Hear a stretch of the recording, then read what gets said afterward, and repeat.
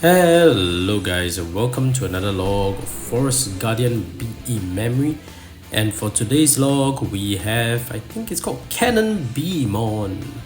But before I continue with today's log, I just have to say, if you're a fan of Digimon or raising virtual pets, you've come to the right channel, because this channel focuses on raising Digimon and I upload at least twice a week. So if you like such content, go ahead and sting the like and subscribe button with Cannonbeemon and turn on all notifications so you don't miss any of my uploads. Alright, let's get down to today's evolution log. We have Cannonbeemon, Waspmon from the previous log has evolved, and he has evolved to a Digimon named Cannonbee. So I guess they don't really give a thing about the species of the animals, because you know, a wasp and a bee is like, to them it's somehow related, but we know, okay, they are from a similar species of animals, but we know that wasp and bees are actually different animals, but somehow a wasp evolved into a bee. In terms of etymology and origin of its name, I think it needs not much explanation. It's cannon because he has many cannons, I guess, in his profile, and bee because it's a base of a bee. So I guess, you know,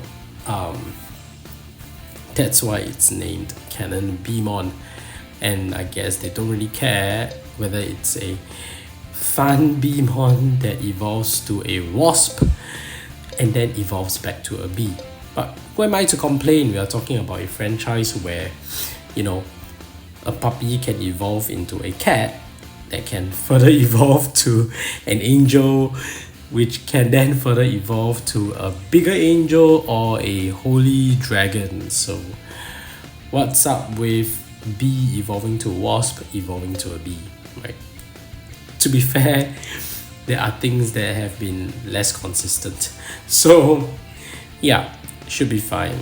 So those who are particular about the fact that a bee evolved to a wasp and evolved back to a bee, you know, remember that there are birds in this franchise that evolved to a lion, that evolved to a dragon.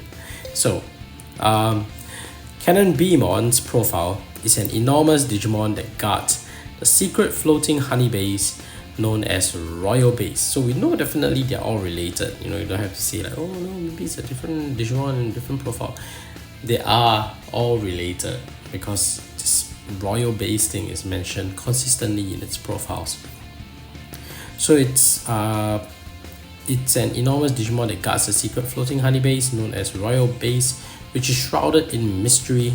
This airborne base is surrounded by danger on all sides. Sorry, a bit under the weather. So Cannonbeemon's attack cover a wide area involving a simultaneous barrage from the giant munition containers on its upper body. It can also use its special move Nitro Stinger to fire its high caliber laser cannon and pierce even heavily armored foes. What's more, its weapon stores are so extensive that it can keep up a fierce barrage with skyrocket infinity until all threats have been eliminated. Sorry. So yeah, that's his profile. Very interesting. It talks about all its ammunition, and I think its sprite looks great. You should take a closer look at its sprite. Let's transfer it back to the bracelet and appreciate its sprite, shall we? See you in the bracelet, Cannonbeemon.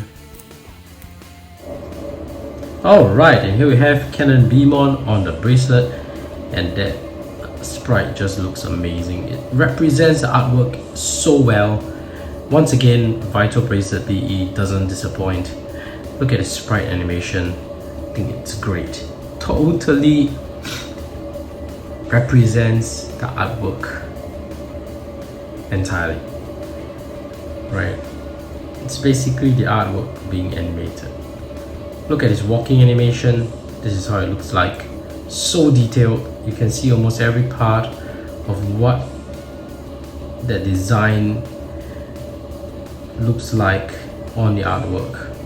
I think it looks great. This is the power of Bracelet BE. And of course, a sprite designer that did a great job at capturing this detail. That's his sleeping animation. Look at the different shades of yellow. Because they did it so well, you can see the shape of how that Cannonbeemon is supposed to look like. And it's not just a flat yellow, like you can really see the design really pops. I really appreciate the work that's gone into this. Vital Bracelet BE sprite designs in this generation compared to the other DIMs in the earlier generation, like the tamer DIMs. I complain about it a lot, but honestly, looking at all these qualities, this is the true capability of your colored sprites, right? Not those that look really flat and not really utilizing the different shades of these colored pixels. That was blasting the punching bag really quite severely. The punch animation totally decimating the blue punching bag. But the dash animation will probably look similar to the walking animation, but notice the wings at the side are a lot more furious compared to the walking animation. So this is when it's really dashing. The walking animation, it just seems to like nudge forward, right? But this is really dashing. So that's Cannonbeemon's dash animation. Let's look at the walking animation again. We can always simulate that by just shaking it a couple of times.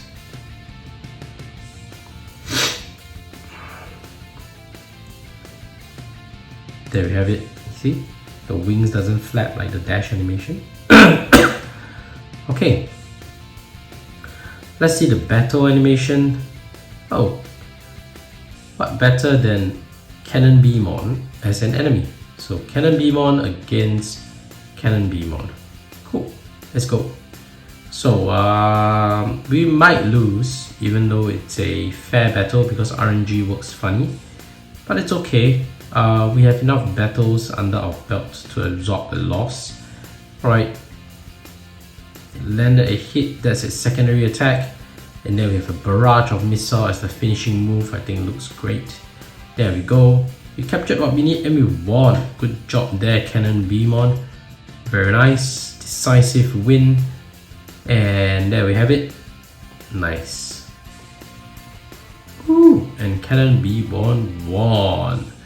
Nicely done. Look at this happy animation with it opening its its mandibles. Huge mandibles. And thanks for getting this item, it's really useful. And that's it for today's log for Cannonbeemon. If you haven't already, please go ahead and sting the like and subscribe button with Cannonbeemon's sting, or in this case Cannon, and turn on all notifications so you don't miss any of my uploads. Thank you for watching and see you in the next video. Bye bye.